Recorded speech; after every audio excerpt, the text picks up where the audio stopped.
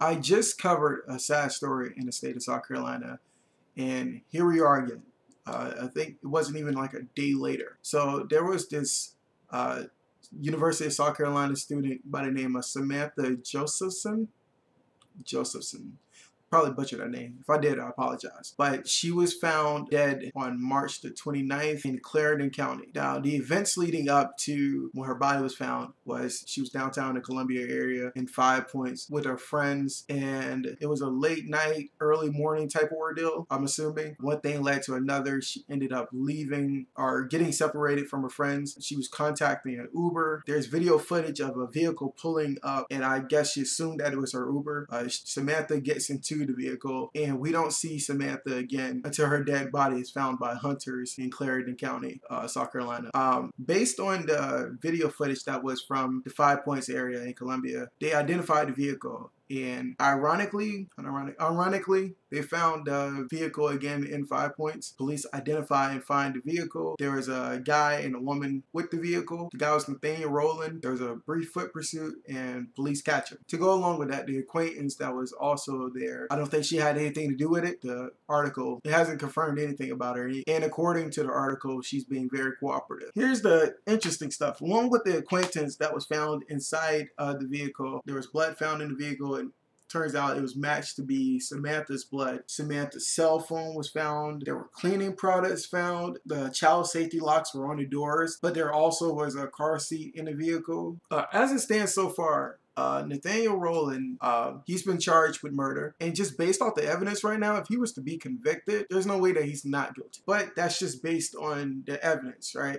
Right now, the evidence is just pieces to a puzzle, but we don't really know the complete story right now. But we've seen in cases just stories that look like they should totally go one way, just go the complete other. So until we get a trial or a confession, we won't really know for sure. But regardless, this is a very unfortunate event. I always think there's always something to take away from events, and I think that this was a very preventable incident, particularly when you're out with your friends. There are a lot of sickos in the world, and I think the best way to combat and prevent things like this from happening in the future is put a set of rules when you're out with your friends. I'm going to make it like a little list, right? So number one, keep tabs on your friends. And if you are separated from them or you find yourself lost, try your best to contact them. Number two, and this kind of goes hand in hand with number one, if you leave your party for whatever reason, notify someone. Tell someone that you've left your party, share your location with them. Like, just always let someone know where you are, and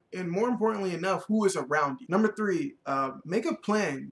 This should be set like before you guys engage to do anything. So identify an area that you all can see, that you all know, and that you all can get to at any given time. If there's any point that you can't get in contact with your party that you're separated from, if you're lost, you all know, okay, this is the spot that we said we were going to meet up, just in case we can't get in contact with each other, just in case one of us gets lost or anything like that. Number four, and this one is kind of tricky. Depending on how big your party is, your group of friends or whoever you've gone out with, there should be one or two designated people who are the responsible people, meaning that you stay sober and alert throughout everything. You're the one that's constantly keeping tabs on your friends. So this may seem like a bummer anytime you step into a place where there's going to be alcohol or anything of substance that could get you under the influence, that you should have designated people who are looking out for you and making sure that you're safe, making sure that you're not doing anything irresponsible that you wouldn't usually do in your right state of mind. Like I said, I know that may seem like a bummer, but I think it's very significant. And the last rule that I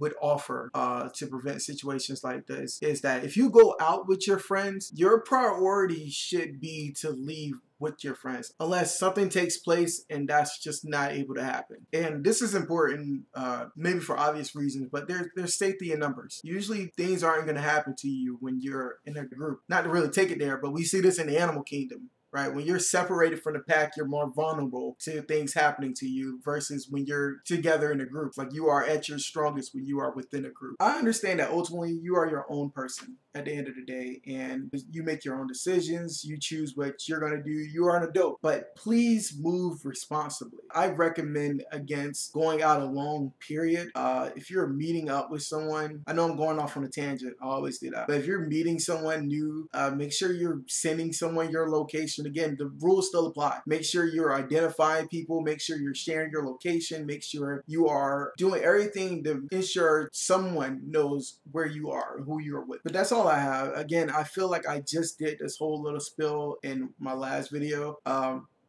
My condolences to the family. I know they're really struggling with this. I feel for people, not just even the victim's family. I feel for the guy who's been charged, family too. Like if you are a parent, you don't want to be in either situation. So I feel for both of the families. If you go on Nate's profile, it's Nate Brolin. If you go on his profile, there isn't a single comment thread that isn't just getting lit up right now with the hate and people just expressing themselves, venting. But I feel like that effort shouldn't be invested into the comment section. That emotion, that energy should be invested into giving support to the family, right? Because at this point, they're the ones that need it. Again, rest in peace to Samantha Josephson. I'm really interested in this case. That probably sounds a little messed up, but I'm interested in the truth. And I think everyone else is interested in the truth as well. We want to see Samantha get justice. And I personally just want people to take away something from this. I think there's always a lesson in tragedy. If any new information comes out, I'll definitely be posting it within my description below or in the comment section. But when I know more, you'll know more. I'm all messed up.